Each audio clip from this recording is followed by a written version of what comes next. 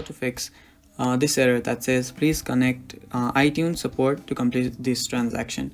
Now to connect to iTunes support, what you'll need to do is open up any browser in your iPhone.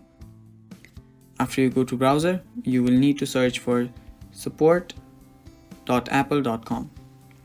After this opens up, you need to scroll down till you find get support and then tap on start now.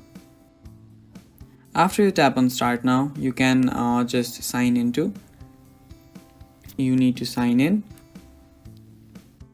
After you sign in and go to start support, you will get a lot of options. Now what you'll need to do is you'll need to search for support, and then here you can just tap on Apple App Store. Just gonna do Apple App Store download, and then you can just get help from Apple users around the world, or you can simply just contact Apple Store. So that is all for the video. Thank you for watching, and don't forget to like and subscribe.